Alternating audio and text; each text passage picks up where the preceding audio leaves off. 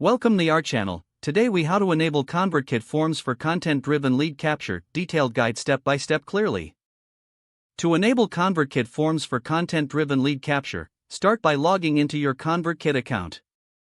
Once logged in, navigate to the Forms tab located on the left sidebar. Click on the New Form button to create a new form. Choose between an inline form, modal, or slide-in type based on your content layout. Select a template that fits your branding and design preferences. Customize the form fields to capture the specific information you need from your leads. To add a new field, click on Add Field and select the desired type. Ensure you include a compelling headline that clearly states the value proposition. Add engaging copy to encourage visitors to enter their information. Upload an attention-grabbing image or adjust the colors to align with your brand. Next, navigate to the Settings tab within your form. Set up your notification preferences to receive alerts when new leads sign up. Choose whether to display a success message or redirect leads to a specific URL after submission. Integrate your form with email sequences or tags for effective lead nurturing. Click on Publish to finalize your form settings. You can now copy the form's embed code or link for sharing.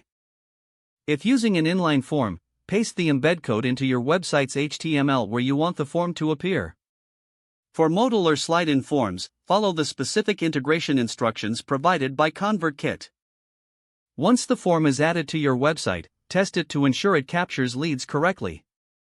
Finally, monitor your lead capture performance through the ConvertKit dashboard. If the page does not load, refresh the browser or try again in a private or incognito window. Make sure you are using the correct email address, then retype it carefully to avoid small typos. If your password is not accepted, use the reset option and create a new strong password you can remember. Check your spam folder for verification or security emails, then complete any requested confirmation steps. Enable two-factor authentication if available to improve account security and reduce unauthorized access risk. After signing in, review your profile details so your contact information and settings are accurate and current. If you see an error message, note it down and try again after restarting your device and internet connection. Log out when you finish, especially on shared devices, to keep your account and payment information secure.